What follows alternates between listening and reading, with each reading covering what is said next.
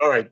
So right now at the last chapter of the discourse, and thus far we discussed the Indian the concept of kavanas mayach and kavanas love, the intention of the mind, intellectual intention, and emotional intention.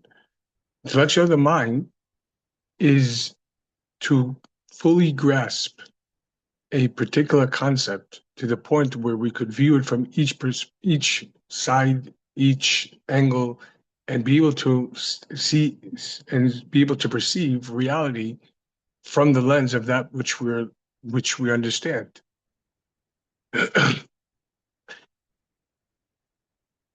I think that this is what the world calls a paradigm shift.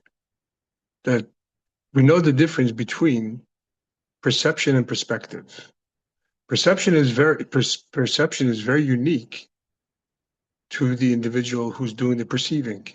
It's based on nature and nurture, acquired wisdom, et cetera, et cetera. Experience, as our Mishnah sages tell us, that there's no greater experience, no greater wisdom than experience. Perception is very unique to the individual. And from that lens, each one of us has our own unique perception.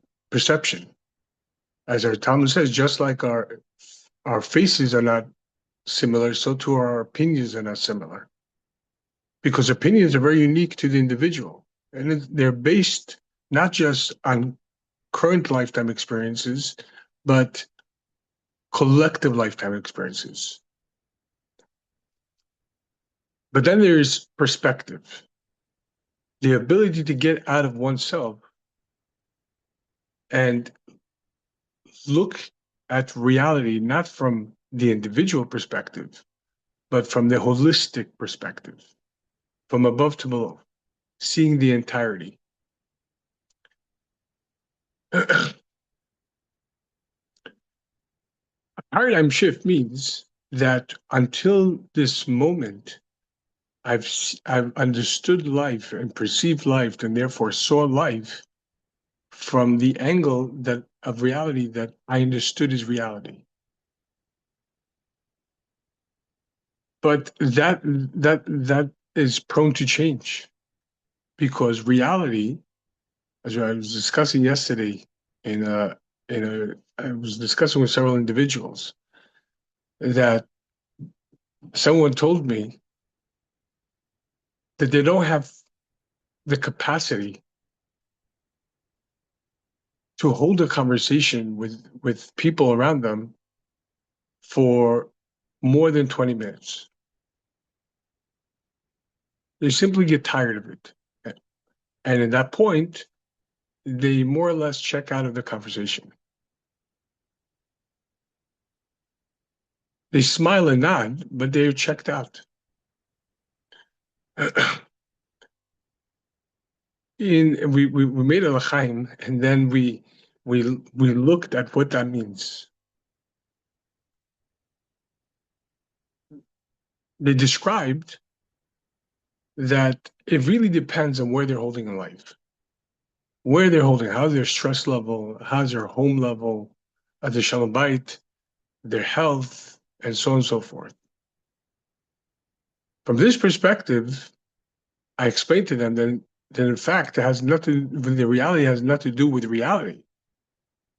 It has to do with the way you're subjectively are processing it. Because one of the people say when his wife starts speaking to him, it really depends on how many patients he has and how many clients he's seen and how many people he's interacted with and so on and so forth.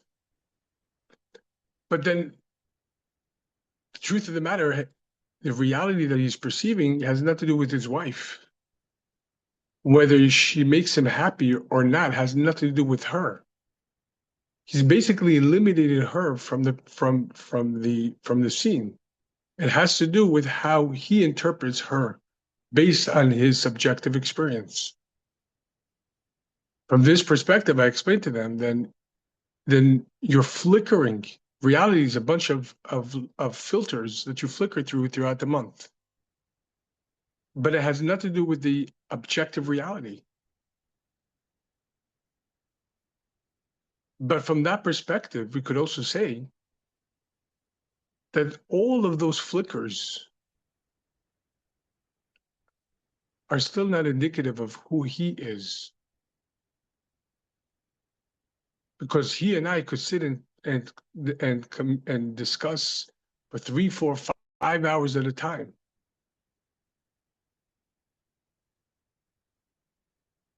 So he said, how would you explain that? He says, because when we discuss, we talk to each other. I'm talking to you, not to your perspectives, not to your perceptions. I'm talking to you. And then the true you has a capacity for infinity. It's just a layering that you've acquired over time, the defense mechanisms and so on and so forth. They distort reality. And when someone has a high capacity for truth and is very sensitive to it, that doesn't start outside. That really starts inside. When the person is not aligned with themselves, then everything that's going to come as input is going to seem distorted and very frustrating. Those flickers, I told them, don't represent you anymore. Those are all of those frames of perceptions are garments that you had to have placed upon yourself over lifetimes, over this lifetime, et cetera, but none of them really represent you. When you're able to see the truth that's within yourself, then you're going to see it in everywhere, at all times, and all people. Yesterday, in the chapter of the discourse that we were learning, we explained that the union of Amarish Be'echad, to extend the one, means to extend the oneness of Hashem into every single frame of life. By first and foremost seeing the godliness in everything, the oneness of Hashem in everything, in all times. But that begins when one recognizes that truth within themselves.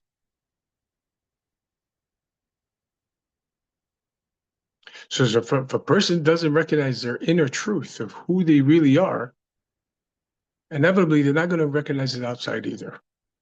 If what they recognize upon themselves or within themselves is distortion, whether consciously or unconsciously, then they're going to see it everywhere in all times with all people. They're going to see distortion. They're not going to get the straight signal. What's the straight signal? Is God. But as we discussed yesterday, Hashem desires to dwell in place below. The dwelling place begins with us, within ourselves. They should make for me a dwelling place, and I'll dwell within them, within each individual of Bnei Israel. Which means, first and foremost, the first revelation of godliness begins within ourselves. As we know, in the Mishkan, in the tabernacle, the mobile tabernacle in the desert, as well as the Beit HaMikdash,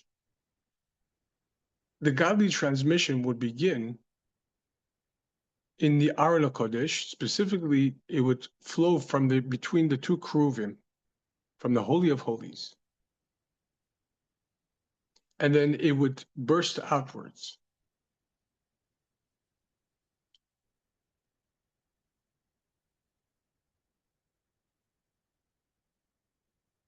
Very interesting, because there's a question. Every single time it says Hashem spoke to Moshe.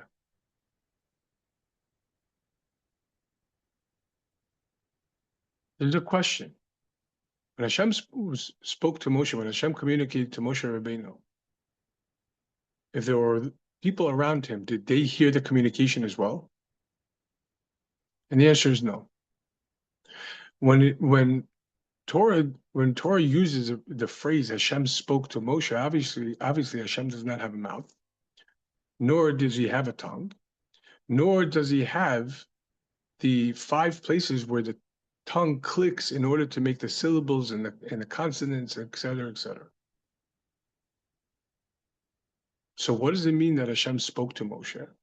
Speaking, communicating, as we discussed several times already, is a revelation that begins within the frame of either one's intellect or emotions to reveal it outwards. But the intellect and the emotions are power of the souls. They're still not the soul. So the communication actually originates within the soul itself, and specifically within the inner dimension of the soul. But nevertheless, communication is of a relation. When it says Hashem spoke to Moshe, it means that Hashem was revealing something from within himself to Moshe Rabbeinu. Being that Moshe was completely and utterly humble and nullified towards Hashem, the signal came very clear.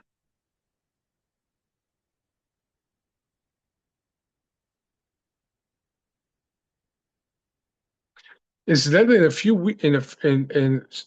weeks from now, we're going to be learning that Hashem spoke to Bilam the prophet, the sorcerer. I'm sorry, but the way that Bilam interpreted a signal from an egocentric perspective, from a very dark perspective, led him to his demise, led to destruction. The same God, but the reception was distorted by the vessel in itself.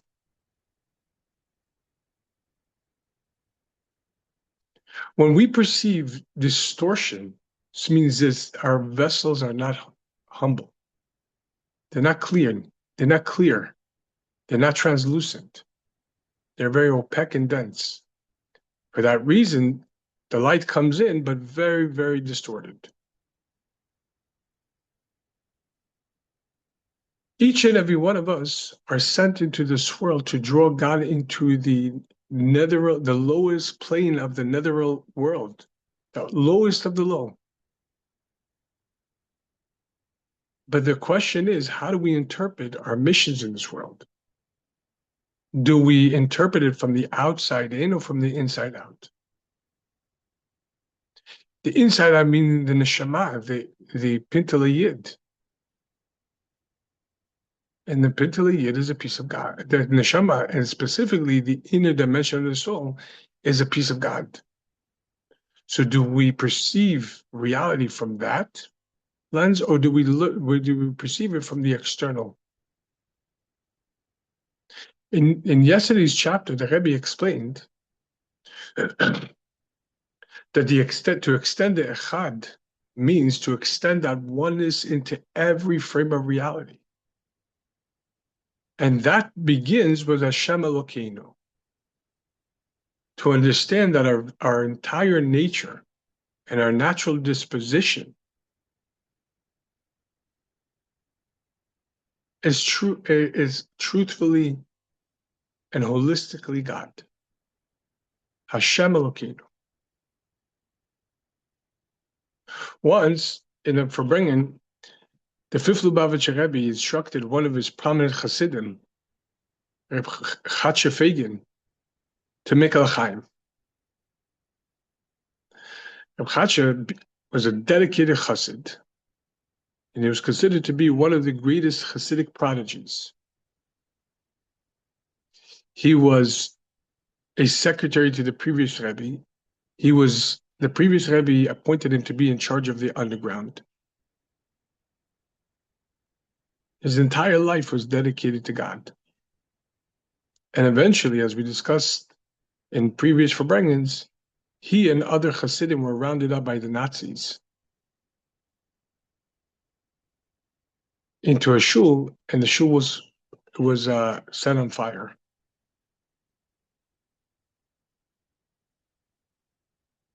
And when he and the other Hasidim recognized that they're going to die al Kiddush Hashem, they took out the Sefer Torah, and they started doing hakafot to celebrate the fact that they get to die for being Jewish. This Chatzefegin was in a Farbrengen, and the Rebbe Rashab, the fifth Lubavitcher Rebbe, Rabbi Shalom Dov Ber, instructed him to make a l'chaim. If Chatzer responded to the Rebbe Rashab, the doctor forbade me to make l'chaims because of my health. Now, generally speaking, the Torah instructs us that when a doctor instructs us to take a course of action in order to improve our health or in order to heal, then we must obey.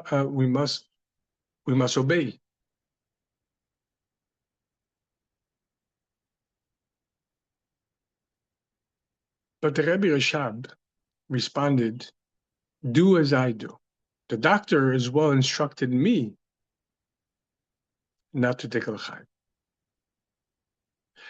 But if you do as I do, you can make a l'chaim.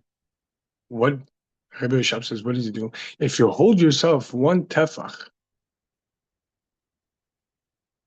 about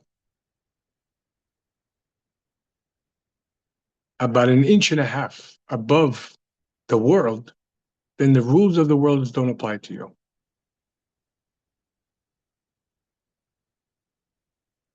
In other words, there's the reality of the world, and everything we understand the world is, the way it operates, the mechanics, what to expect, what to anticipate, nature. But within the frame of nature, obviously, everything is God. It's all miraculous. As Einstein said, one could live as though everything's a miracle or nothing's a miracle. You can't have a little bit of miracle or not. If it's God, then everything's a miracle. It's just there are miracles that we've become accustomed to, such as the sun coming out in the daytime and retreating in the nighttime, such as the seasons, such as life. Reality, being that it's all God-given, it's all a miracle. So to extend the Echad means to understand, to really, really internalize. Shema Yisrael, internalize. To listen means to internalize. The Heren. Internalize that Havaya is Elokeinu. Even when the frame, the Havdil, even in the frame of quantum physics, we know that there's Newtonian physics and there's quantum physics. All physics are a discipline of measurements to measure everything within the universe. But those measurements drastically and exponentially differ between Newtonian physics and quantum physics. But within quantum physics, all the rules that we understand as part of reality, time, space, gravity, et cetera, they don't exist at all in this frame. And certainly not the way that we understand it, that we experience it. But interestingly enough, the quantum realm is embedded within the Newtonian realm. It's just the way we perceive things. In other words, there's not two universes, one that abides by Newtonian physics and another one by quantum physics. It's one and the same. It's just different layering of it. To look at the world outside of us and tell us and say to ourselves erroneously that this world is too difficult. There are too many challenges. There's too many obstructions. Of course, I would have loved to live a happy, joyous life as a proud Jew, and to rise higher and higher within my service, within myself, within my alignment. But the world that I live in doesn't allow me.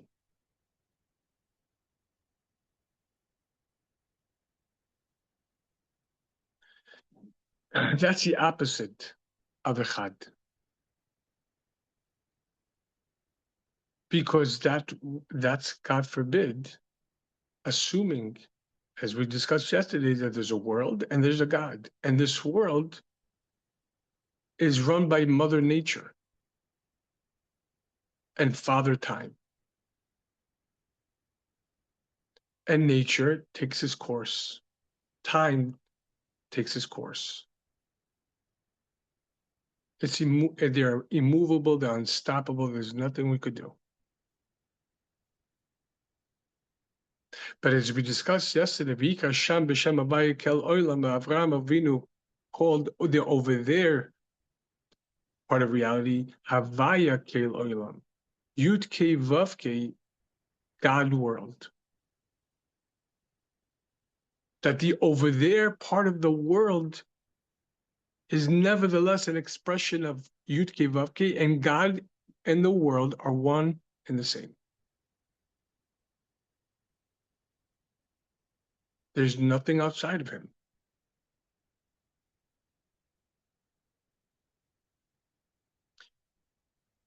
Hamarich Be'echad, to extend that oneness, is to extend that perception and apply it to everything.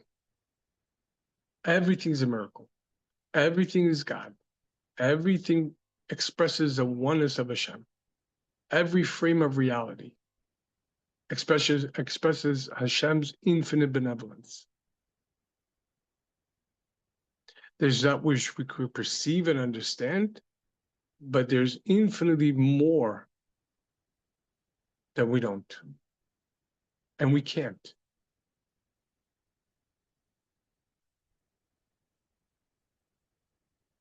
And finally, yesterday we left off with the oath that the soul is administered prior to descending into this world, Tiyeh tzaddik ve'al tiyeh rasha. Be righteous and don't be wicked. And the question that that the end of the chapter brought up was how can the soul be administered an oath regarding the body regarding the physical, the corporal, and the gross corporal, the callous? The soul has yet to be introduced to the body, to the corporality of the world. Legally, one cannot administer an oath to someone who has no idea what they're taking the oath on regarding. So how could the soul in heaven be administered an oath regarding something it has no awareness of? But as we discussed, Hasidus explains, Mashbi'im say, they administer an oath to him.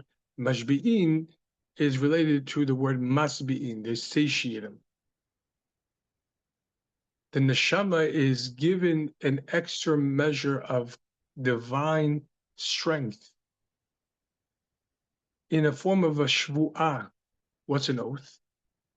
Chassidus explains many times, when two friends want their relationship to rise to a level of permanency, unobstructed, uninterrupted by any variable, they take an oath to love each other forever.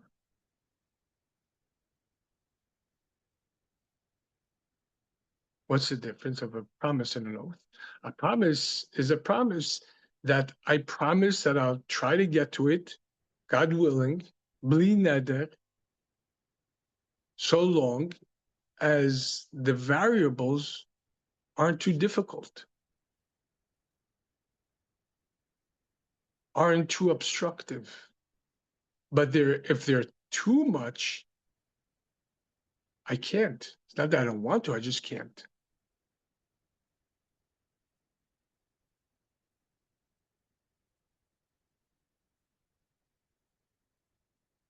An oath, in contrast, is no matter what the variable is, the truth is the truth.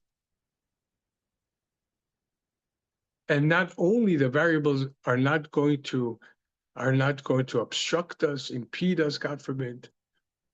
We are here to transform those variables, to first and foremost, to peel away the layers of biofilm, of incrustation of the klipa that prevents any godly light from entering it.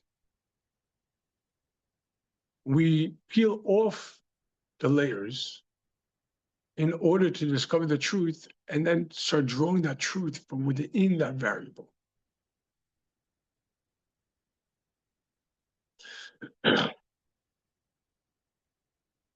The neshama is given an oath, mashbimato, that Chassidus also explains that shvu'ah, an oath, is etymologically related to the word shiva, 7.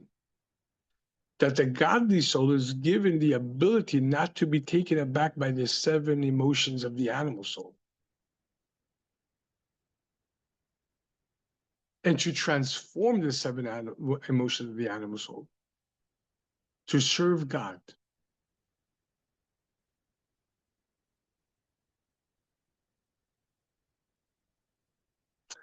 By the Baal Shem Tov's study hall, there was an interesting episode once that in a late night study session with his students, there was a loud knock on the door. It was a rainy night in Lubavitch. And in Lubavitch, there weren't paved roads until just recently. So when it rained, and it rained really, really hard, not only the earth would become muddy, it would be sludgy and so on and so forth. And so the study was interrupted by loud knocks. And a coachman opened up the door and said to all the students, I need help. My wagon got stuck in the mud and it's sinking. I need help drawing it out. But the students were very engrossed in the learning, so they didn't really respond. Noticing their hesitancy, he ran back out trying to pull his wagon because it was sinking. When he tried, but it wouldn't really budge, he ran back to the study hall and opened up the door and says, Chevra, come on, I need your help. So one of the guys says to him, we want in the emotion, but we can't. And he responds back, you can't. You can, but you don't want. Upon hearing this about Shem Tov, went into a meditation. When he came out, of the meditation, he says, this wagon driver just opened up a whole new perception of life. When we think about it, how many times when we say, I can't, what we really mean is, I don't want to. Because Chassidus explains that nothing stands in front of the will. When a person truly wants something, then nothing will stop it. Because will overrides logic, will overrides emotions. And not only that, will charges up the logic and the emotions and drives it like a laser point at the mission in itself. Nothing will stop it. So when we say I can't, what we really mean is I don't want to. And when a person says I don't want to, then the question is, who is speaking here? Is it your godly soul, your animal soul? The only one thing that the godly soul doesn't want and cannot want is to even slightly, for even a mere instant, disconnect from Hashem, from his life source. That's the only thing that the godly soul wants. To serve Hashem, and it doesn't want to be disconnected from Hashem. The animal soul, however, has its will, a will to pleasure, a will for meaning, like survivability, whatever it is. So when a person says, I don't want, what do they mean?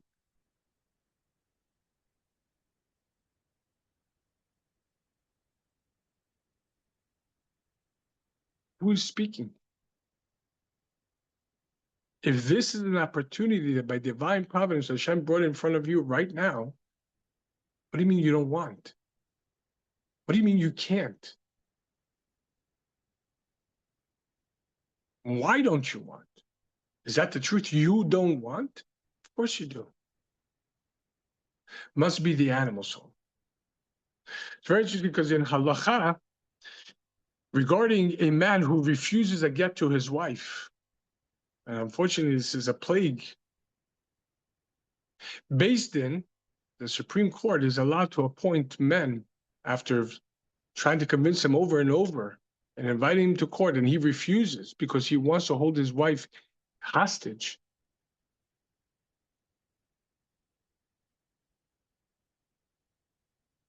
The Beis Din is allowed to appoint men to beat him senselessly until he says, I want.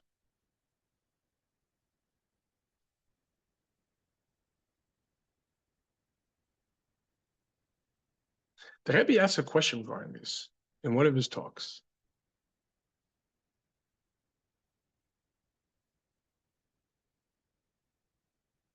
Specifically in relationship to when Avram would invite guests into his tent and sit with them and feed them and give them all the yummy food and then teach them. When upon concluding the meal, he would instruct them, bless Hashem, for he's the one that gave us the food.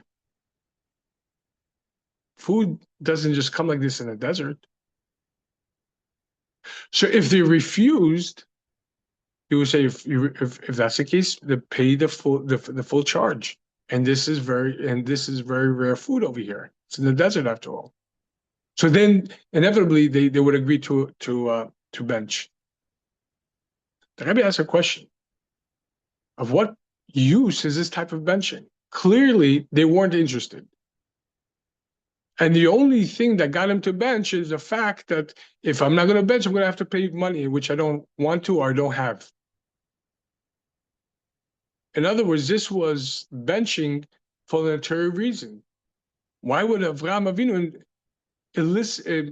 push prod someone to daven to Hashem for an ulterior reason? It's not sincere. So to explain this, the Rebbe brought the halacha from the Rambam regarding a Beis Din is allowed to appoint men to beat the husband who's refusing a get to his wife until he says, Roitziani, I want. But in assessing even this halacha in itself, there's a question. We know that any transaction that is executed upon coercion, in other words, somebody puts a gun to someone and says, sell me your field, sell me your house, or I'm going to kill you, and the person signs, once it gets back to Beis Din that was the setting of the transaction is null and void retroactively. It has to come from within one's free will.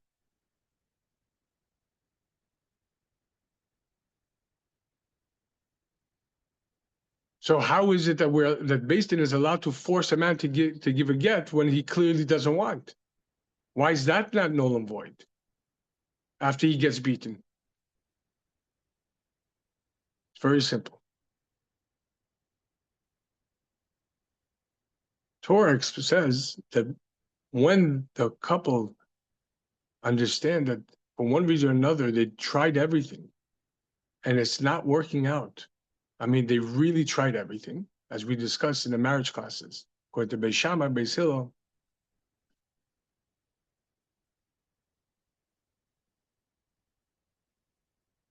then they get a divorce. He moves on, she moves on. But in this case, he's agreed that he doesn't want to be with her. He moved out. Technically, he's allowed to move out. He's allowed to move on. She is not.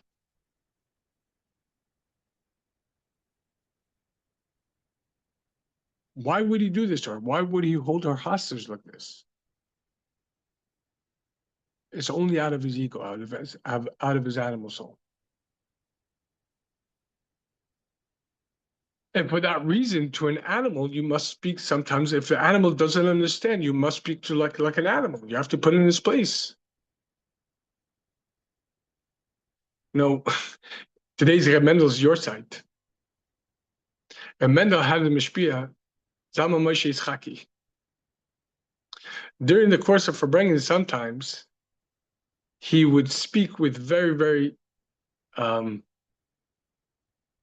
do I put this? What seems to be not a vulgar, but not in a clean way. You use certain choice words, Russian choice words are very explicit. And once Reb Mendel asked him, how could you even say these words, especially in the course of Farbrengen? Zalman Moshe told Reb Mendel, because when you speak to the animal soul, it doesn't understand Atzilus. It doesn't understand Chesed. It only understands ego. So sometimes, if you're going to transmit a lesson to the animal soul, sometimes you got to speak to it in its language.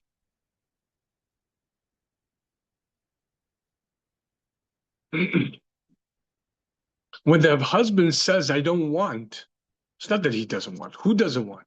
His animal soul, his ego. So you got to speak to the animal soul, which is being obstructive in a way that it does understand. Until it says, I want, I want.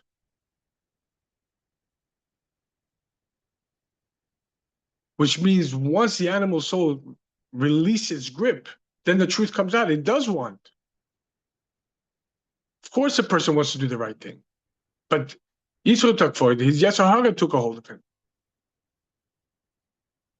So too, when it came to Avraham and the guests, internally, every single creation recognizes the divinity and the oneness of Hashem. It's just a layer of ego that encrusts the person, prevents him from seeing the truth in his pure form. So for that reason, Avraham would tell him, okay, then pay. That's the way, that's the course you want to take, go ahead, then pay. And that's when they would acknowledge, okay, I will agree. I'll daven, I'll bench. It's not that Avraham was forcing them, God forbid. He was revealing within them.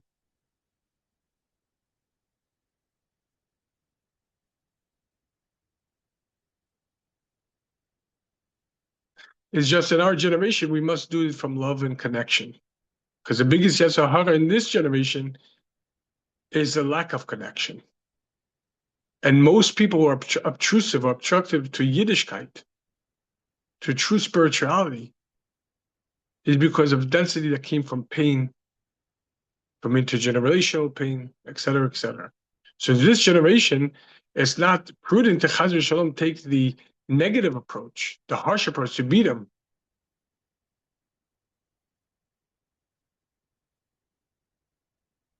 But rather from love, from connection. To reveal that inside you're godly. But nevertheless, each and every one of us has that ability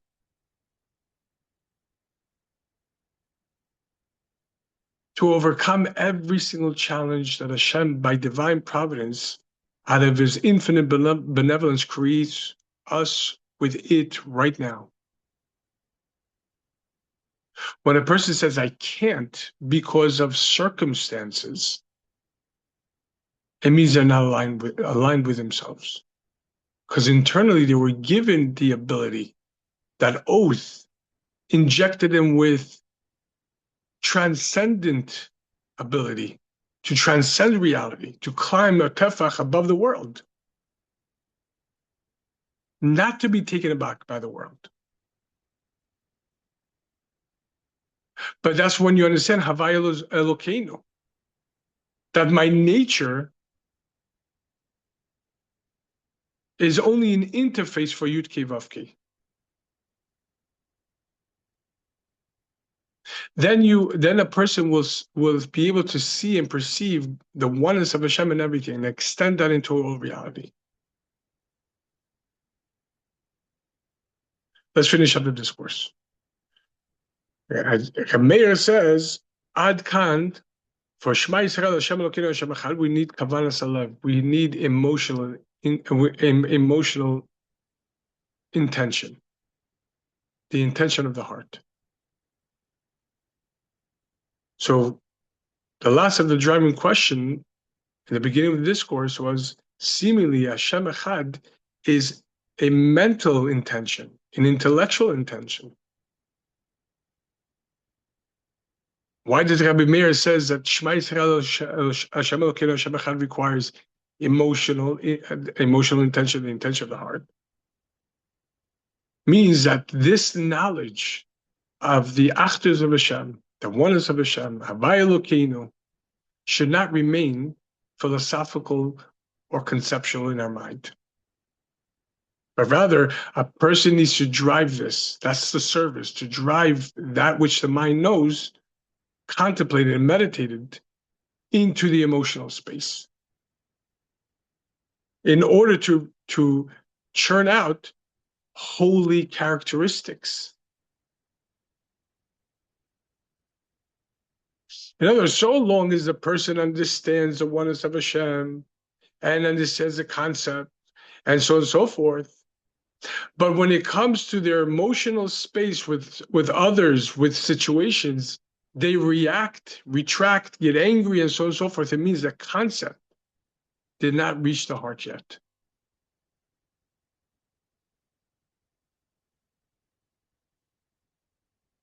And that's because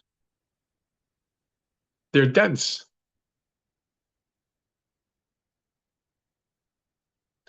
And this is what it means. Anyone who extends in the one, as that every single person, according to the measure of their abilities, must extend the oneness. In other words, the oneness of Hashem. And the most important, as the halacha, is to specifically extend the dalit. That a person must know that in every single place, in every single setting, in every single direction, whether there's an up or a down or left or a right, that a person must know this and draw this knowledge into every direction of their life. That a person must occupy themselves with Torah and mitzvot and service of Hashem.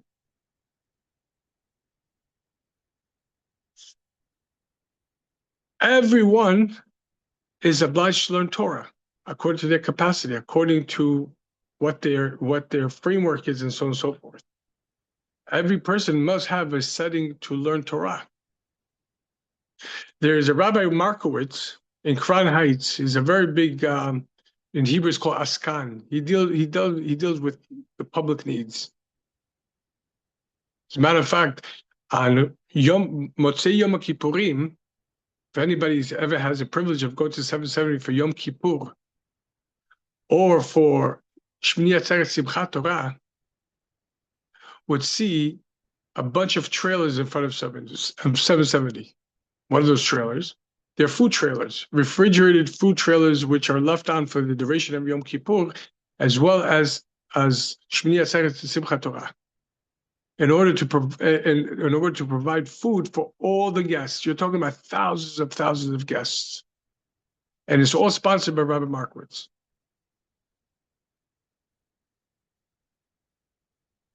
In an interview, in my encounter, Rabbi Markowitz revealed something very powerful to the effect of what we're discussing right now. Morocco was revealed that when he came as a student, a young student, 20 years old, to the year to 770 to learn throughout the year,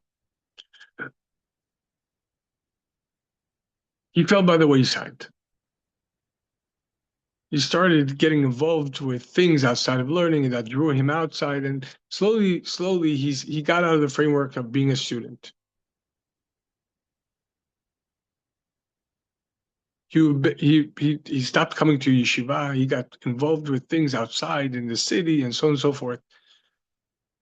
And it came time to have his yechidut, his private audience with the Rebbe. And with the Rebbe, you've got to tell the truth. So he told the Rebbe what was he up to. And interestingly enough, there are many talks that the Rebbe devoted to the students of Tom Chitmim in 770, specifically those who came from Eretz Israel for the year, that you have no obligation, no right, no permission whatsoever to occupy yourself with anything outside of learning and davening and miftayim. After all, you came from Eretz Israel, and the halacha is one is forbidden to leave the land of Israel unless it's for learning or for shidduch, or directly for a parnasah. Being that you came here to learn, you're forbidden to occupy yourself with anything other than learning and davening and miftayim, specifically because every one of you were ultimately brought here by my father-in-law, the Rebbe, and you're on his shoulders. So a second you take away from learning and occupy yourself with the politics of Kranites or external stuff, you're robbing time from my father-in-law.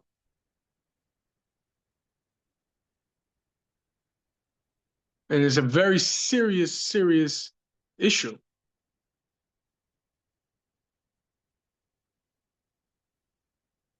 And yet to Markowitz, when Markowitz opened up to the Rebbe, he didn't use these words with him. The Rebbe gave him a truly novel idea, a truly novel approach to how to reclaim himself. He said, take upon yourself a kviut, a set time to learn, as we discussed yesterday, as per the Alter Rebbe Netanya, that is embedded not in your calendar, but in your soul. Every day, at this exact time, you're going to be learning, but only for 5 minutes. You can learn whatever you want. You can learn Chumash Rashi, a talk, Chassidut, Talmud, anything you want you can learn, but 5 minutes. And every once in a while, if you choose to, you may add to that 5 minutes by 10%. At first, Rabbi Markowitz says I was puzzled. The Seder in 770, the order of learning in 770 begins around 7 in the morning. This is after mikvah, and continues until 11 o'clock at night, and with an interruption of 30 minutes for breakfast, about an hour to daven shacharit, 15-20 minutes for mincha, and 15 minutes to 20 minutes for arvit and dinner. Aside from that, they're learning from morning to night, and a very specific order: 2 hours in the morning of Chassidus, then goes to davening, then goes to breakfast, then you come and you start immediately you start learning Talmud in depth with the commentaries, and then afterwards the Shulchan Aruch. Then in the afternoon you learn another tractate of Talmud, but not in depth, but rather to cover as much as possible. And then after that, there is Chassidus in the evening time. And that still doesn't account for the Chitas and the Rambam, for the Chumash of the day, the Tehillim of the day, the Tanya of the day, the Rambam of the day. That's on your own time, but you must do it, which means after 11 o'clock or during lunchtime. So Rabbi Markowitz was puzzled. They learned from 7 to 11 to 12 o'clock every day, 6 days a week, Shabbos is Chassidus for hours in the morning, and then davening at 10 o'clock in the morning. And after davening, Kiddush for bringing until Mincha, and then for bringing until Mariv. And then after Havdalah, there's Shalosh Shudos. I'm sorry, there's Melva Malka, and then afterwards there's the Chassidus. So he's thinking to himself, my 5 minutes, what's the benefit of 5 minutes? It's nothing.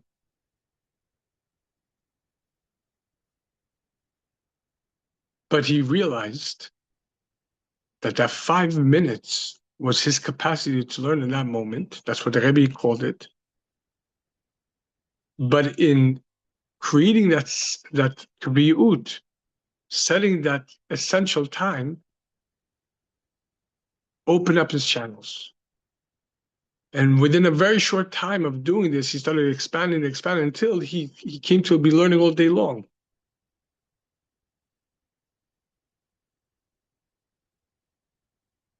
In other words, no matter where a person is holding in life, there's always an ability to set time to learn for the mitzvah, to daven, etc. Everyone according to their capacity. But even people who cannot learn on their own, they don't know how to learn. Maybe they don't know Hebrew. Maybe they don't know how to learn. They too have an obligation to learn. Sit by a class. Go sit and listen to a class. And Baruch Hashem, in today's age, with all the technology, there's no shortage of classes online on different platforms like Instagram or like Spotify or like SoundCloud. There's shiurim galore.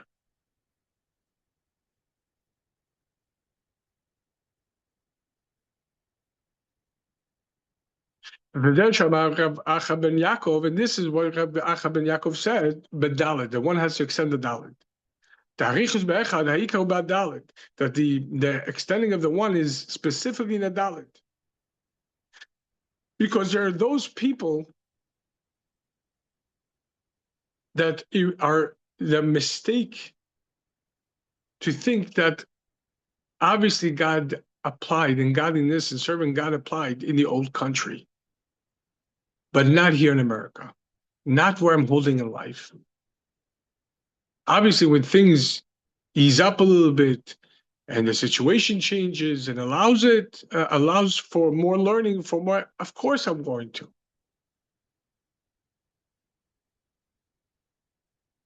But first and foremost, as the Rebbe taught, if a person is searching for meaning and purpose their entire life, by the time they discover it, there'll be very little life to live. If a person says, I'm going to learn when I'm ready, when I have time, who told you you're going to have time?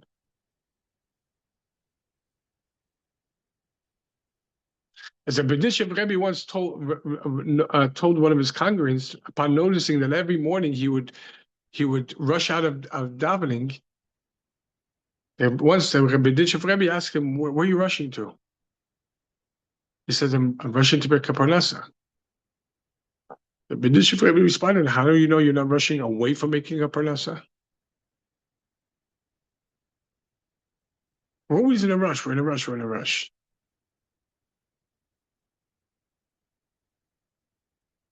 But that's exactly what we're here for, within the frameworks, even when things are pressured, to reveal the oneness within that pressure. Not to say when the pressure dissipates or is completely gone, then of course I'm going to devote myself. Of course I'm going to learn. Of course I'm going to daven. I'm going to do tzedakah and so on and so forth.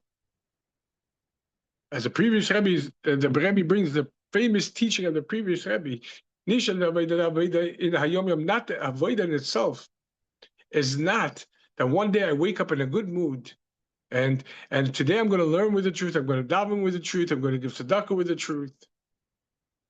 Adrabah, celebrate that, utilize that, ride that wave, but that's not avodah. That's not service, because that's prone to changes, fluctuates. It depends on your mood. It depends on the circumstance.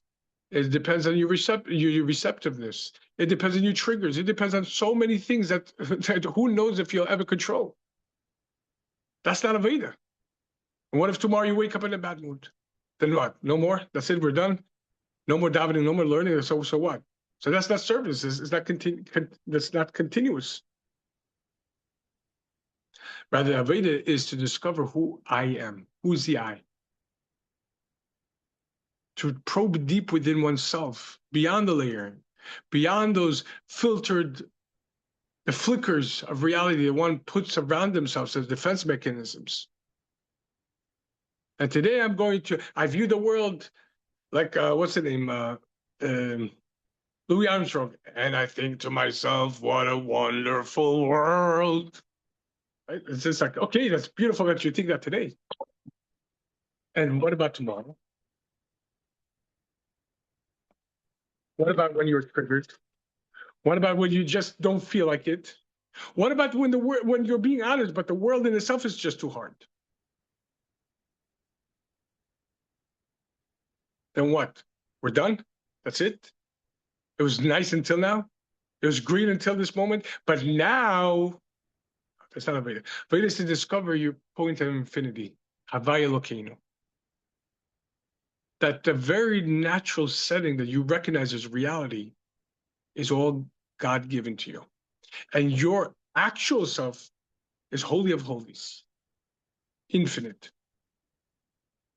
And you're the one that's meant to interface between the highest of the high into the lowest of the low, and input into the lowest of the low.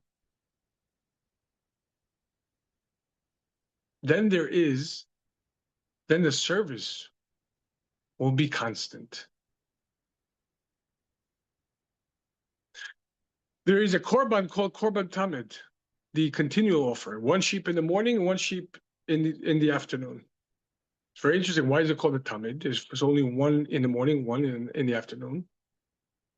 Rather, because it was a korban that was given daily 365 days a year, on Shabbat and in Tumah, etc., etc. When in holiness or in unholiness, this korban was given constant. The Maharal of Prague explains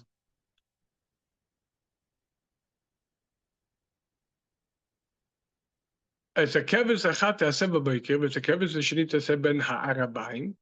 One sheep you should offer in the morning, and one sheep you should offer in the afternoon towards sunset.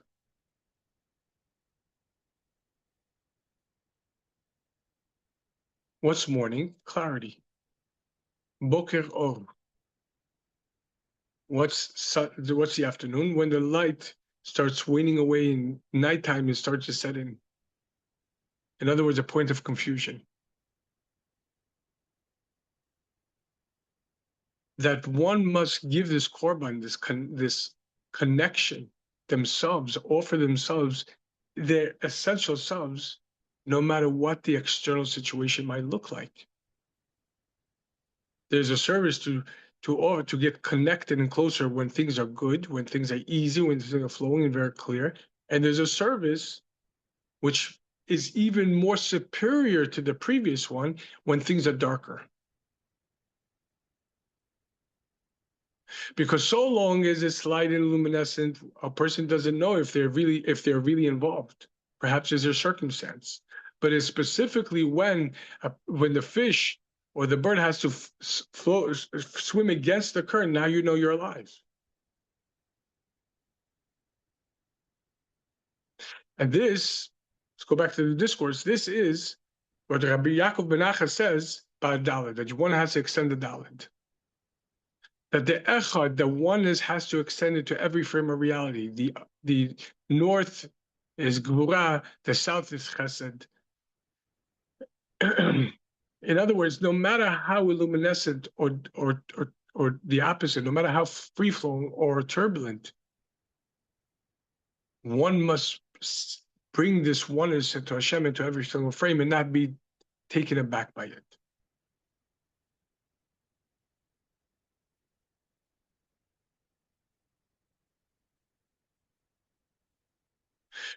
Rabbi says that of those who mistake And because of this mistake, they make them for themselves allowances to retract, to shut down, to mock, to disgrace. They make a mistake that, of course, when things are good in the old country, in the proper settings, of course, it's not only plausible, it's absolutely mandatory to serve Hashem, but not in these circumstances. This is too much. I can't. But as we said before, when you say I can't, it means I don't want to. It means that you're connected to the animal soul. The animal soul doesn't want to. You? Did you speak to yourself yet?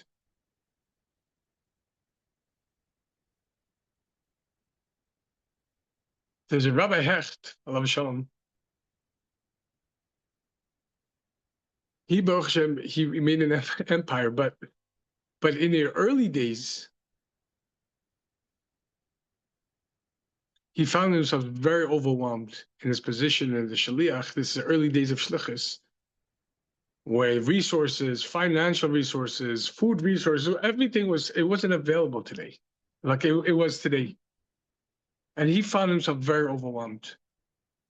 And quite frankly, he thought he's incapable of handling this mission. And being that he understood that he is a Rebbe Shaliach, that this is a disgrace to the Rebbe. So he wrote a letter to the Rebbe, basically resigning. Not that he didn't want to, he says, I can't, I'm not serving this correctly.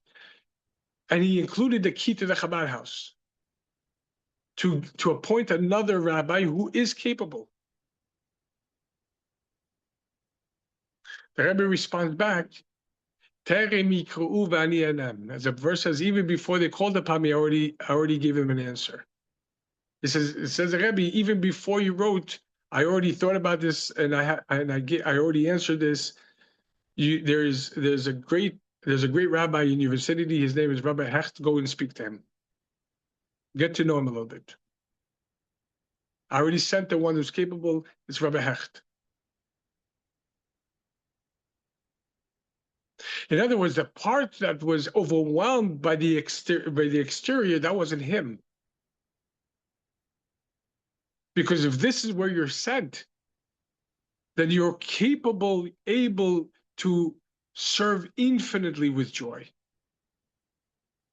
Only question is whose line it is anyway. Who's speaking here? Is it the you, or is it the flickering reality that you've placed defense mechanism layers of defense, and that's we are choosing the framework of reality.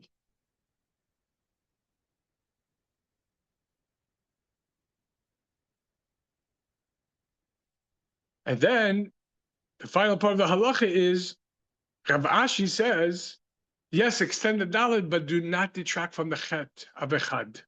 What does that mean? We know that the chet, as we discussed at the beginning of the discourse, is numerologically equal to 8. Numerologically equivalent to 8, which is the 7 firmaments, the 7 heavens, and this lowliest of low world. In other words, that a person must focus himself in his entirety. That the neshama's descent into a physical, corporal, and even gross, callous corporal world and body is in order to fulfill the divine intention of Hashem's desire to dwell within the lowliest of the low. In other words, that the neshama descended throughout 7 heavenly firmaments in order to come to the last, this lowliest of the low, in order to occupy themselves with Torah and mitzvot in this physical, corporal, even obstructive reality. Imagine a soldier who would tell his general, Lahavdil, just I don't know why it came out of my mind. There was a movie called Biloxi Blues in 1987, 1988. And the soldier comes to training and he says, this is Africa, I can't serve over here. This is too much. It's not comfortable.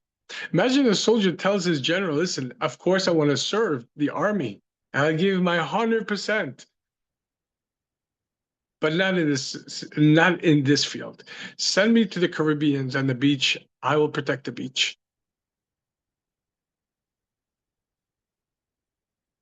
Who's asking you where are you going? You're sent. Tell you, Maisa, very, very powerful, a very, very powerful story that I heard directly from the person. You know, in order to receive the kumta, the beret in the high, in the high, the higher tiers of the army in Israel, the special units like Golani and so and so, like my son Meir went through it, and Menachem went through it. After the grueling training, the final completion of the training is to a march that takes up to 2 days straight. And it doesn't matter if it's in the wintertime or the summertime, but it goes through every single condition. And they're forbidden to sit down. They're forbidden to rest. To have their full, they're in their uniforms and with their full backpacks and up to 50, 100 pounds in their back. And they must continue to walk nonstop. And if they stop, they're out. The only way is if they want to rest, the soldiers will carry them.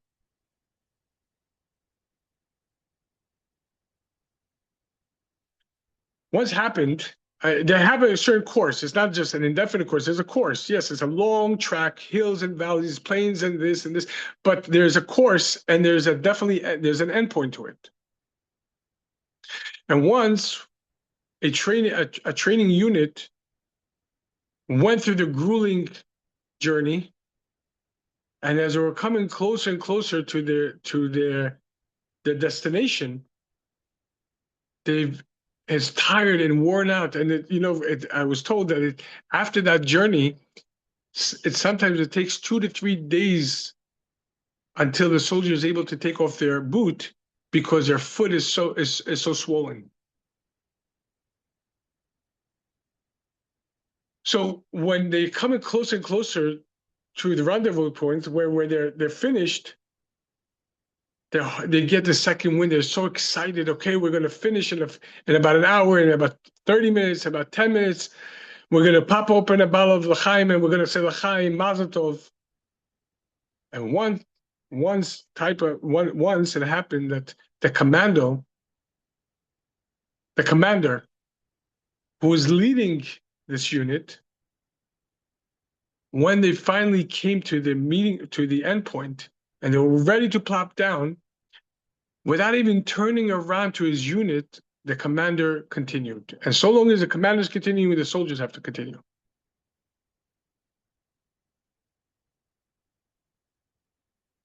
When they walked past the end point, they didn't understand what was happening. It didn't register. What was happening here?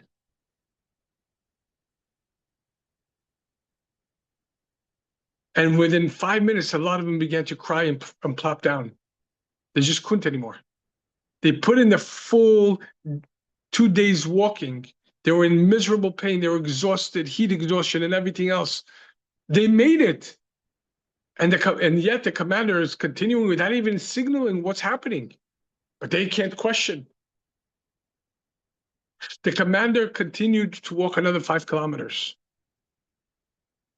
And all of the ones who remained were so bewildered. And then looped around and walked back to the original destination, another 5 kilometers back. All of them were internally broken. And the one who told me the story says afterwards, after a few days, it took me time to process, but I understood what was happening. The commander was making a point. Who are you serving? Who are you serving? What are you serving? You're serving yourself so you could tell yourself, I'm good, that I'm a soldier, I'm a soldier in the highest level. So when you feel that the service is up, that you've done what you needed, now I'm done. I put in a good, earnest time, and that's it. I put in efforts that no human beings usually do. or are you serving the army? And if you're serving the army, then you are not here to call the shots.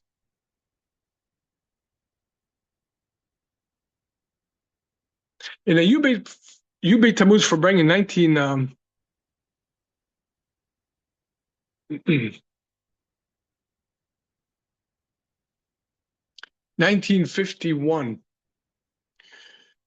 the Rebbe discusses what the previous Rebbe explained, the difference between the owner of the company and an employee of the company. An employee of the company could put a good earnest day 9 to 5. And while they're there, then they're 100% involved and immersed in their work. But when it comes to 5 o'clock to clock out, they leave and they could go have dinner and go to sleep comfortably and so on and so forth. After all, they need the 8 hours of sleep to function the next day. The owner of the company cannot. The owner of the company cannot for even a second stop thinking of his company. There's no morning, there's no night. His entire focus is morning and night is company. And when the employees, even when things didn't work out, the employee could say, look, I did my very best. It didn't work out. It's not my fault. It's not that I didn't put my effort. I can't. That's not an option for the owner of the company. There's no thing I can't. If it didn't work out this, you're going to have to work a different way. Conventional, unconventional, it has to work. Puts everything into it. This is his after all.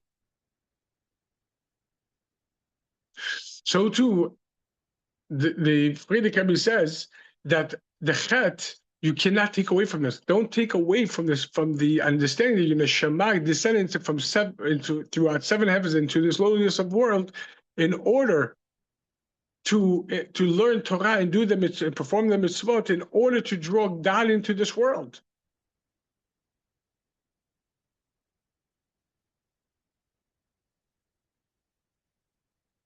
And very important, the Rebbe says, a person needs to know time is limited. Hashem Allah sends the neshama for an allotted time and according as a budget. How much time does this neshama need in order to accomplish its mission in this world? Not a single second less or more. So a person can't say, look, I'll get to it. I'll change it eventually. You know, you could be in an argument with your friend, God forbid, with your spouse, your parent, God forbid, say, oh, okay, I'll get to it. How do you know you'll get to it? Who told you you'll get to it? Who told you have that time? If you have the time now, this is it. This is when you get it. Doesn't matter how frustrated or happy or how in the mood or not. Now, right now. This second right now is created for you to enjoy godliness. So do it. Bring the oneness of Hashem into the second. Don't make an excuse that because of what's happening in the framework and everything, I can't, I'm sorry, I can't. Means you don't want to. Who's you? The animal soul.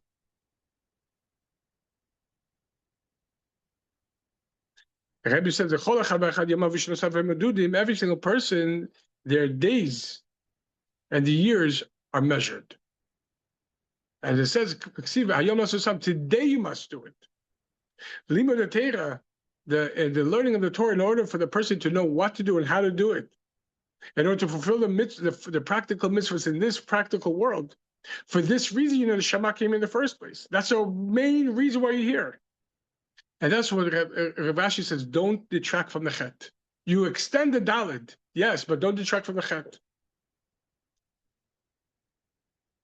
A person cannot, chas v'shalom, take away for even a second, detract from the chet, from the descent of the neshama into this world. Why you came here for in the first place.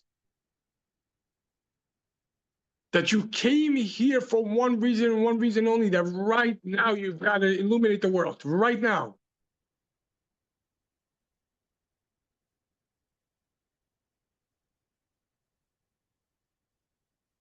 And this should be the guiding truth within every single frame of work of the reality.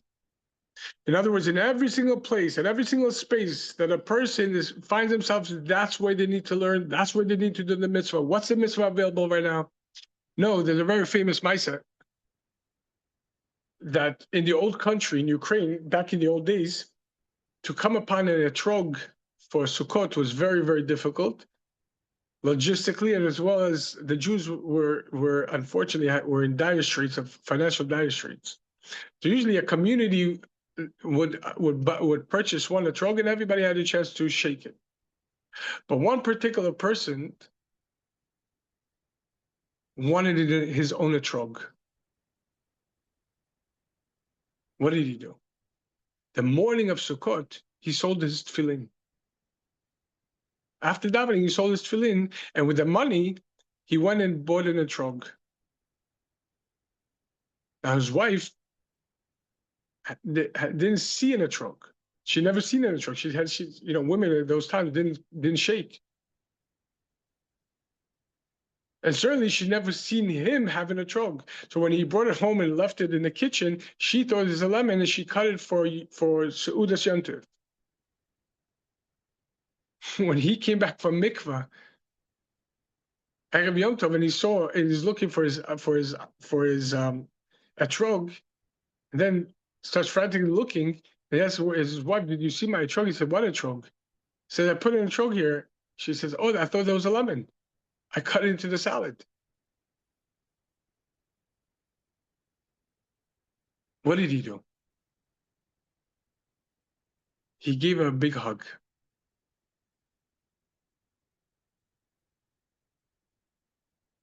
Later on, he was asked, where did you get the fortitude to do this? Where did that come from? It's very simple. You live with the time. And remember, we talked about Mendel, today's your side, and Mendel says, we have to be like a working clock and not a broken clock. A broken clock gets the time right twice a day, but misses everything in between it. A working clock, living with the time, every single second is updating itself, is dynamic. So the man responds, today morning, the mitzvah was to put on tefillin. So I davened. Now for the next 8 days, there's no mitzvah to put on tefillin. There's a mitzvah to shake the lulav and etrog. So I sold my tefillin and bought an etrog. When I came back home, only to discover that my wife cut the etrog and put it into the salad. Now the mitzvah is Ahavat Yisrael.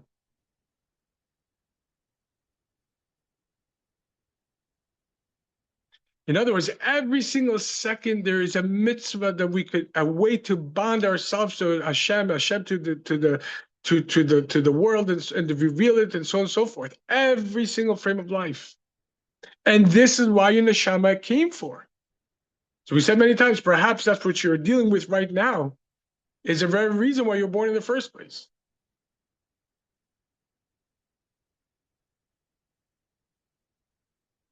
When a person first contemplated the chet, the neshama came all the way down over here, as we were discussing yesterday. The Friedrich Rebbe told the Chassid Goldstein, your neshama didn't come all the way to this world to sew buttons.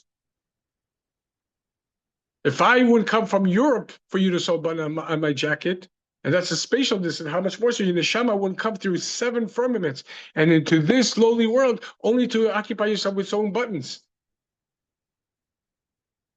The first, a person has to understand the reason why we're here.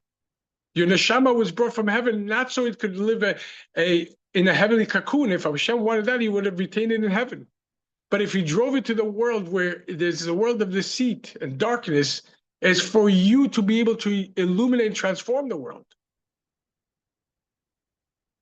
And then you could extend the dalet into every single frame. But there, as we said, when there's a why, when one has a why cemented, no how is insurmountable. No direction is too much. It's only when a person doesn't contemplate on the chet, nor on the dalet, nor on the aleph, nor on the vayelokenu, and doesn't internalize that, then the world becomes its own reality. The concealment becomes our reality. And then when the concealment brightens up a little bit, When it's easier, of course, I'm going to be happy and go lucky. I'm going to daven with the truth. I'm going to have Ahavas Yisrael with the truth. Of course, when everything's good, hunky dory, Baruch Hashem. But when things are too dark, I can't. I'm sorry, it's not me. It wasn't my choice. If Hashem wanted me to serve him, he would have put these obstructions outside of me, not just outside.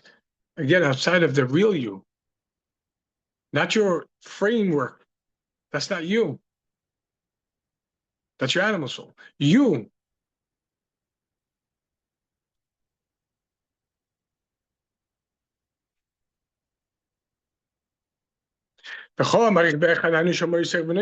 that's what it means. Anyone who extends the one means that he is completely given over and gives himself over to extend the oneness of Hashem, to publicize godliness throughout the world, wherever world they're in, whatever reality, beginning with their own home, to make sure that oneness of Hashem is extended openly throughout their own home, between the first and foremost, as between the kruvim, as we discussed before, that the godly signal would first and foremost emanate from between the kruvim, between the husband and the wife. Shechina b'neihem, as it said, the Shechina is between them, between the husband and the wife, when they turn towards each other.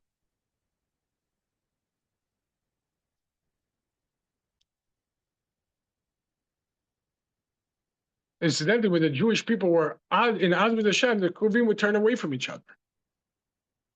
Now, the signal would be transmitted, but the signal was that they turned away from each other, and that was already a sign that there's no further signal until you repair this. So the godliness of oneness, to extend the oneness, first and foremost, it has to be between them. To understand that your neshama descended into this world for this union, first and foremost, for this oneness in your own home. And then to the children, and then to the community, and so on and so forth.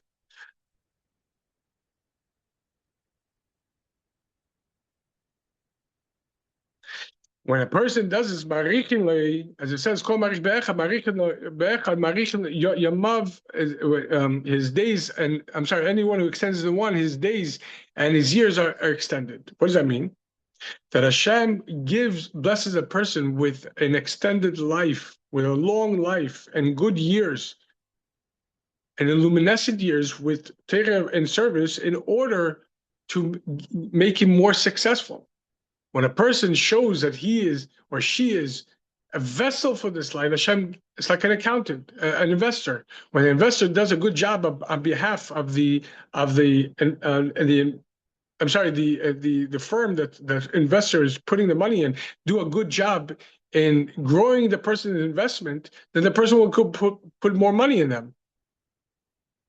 So too, when Hashem sees that we are vessels for this oneness, then Hashem extends our days and years in order to be able to transmit more and more, and ultimately to make us more successful in our service, in order to complete Hashem's divine intention to make a dwelling place in the below.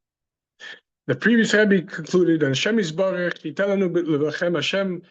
Hashem blessed be He, may give us and to you amongst the general people of Israel long life, a long days, and for your days and your years to be extended, in order to affect the dissemination of the Torah and this study and the occupation with service of Hashem, which is in the heart of davening, in order to merit and to complete the divine intention, in order to be Mashiach. Thank you so much. We just concluded the discourse. Any questions? Woohoo! I think this is the first discourse we started and finished within a week's frame in the Zoom classes. No questions. Thank you, Rabbi, from me. Okay. If that's the case, I'll see you tonight at 8 o'clock. I shall. Thank you. Bye. Thank you. Shabbat Shalom. Shabbat Shalom.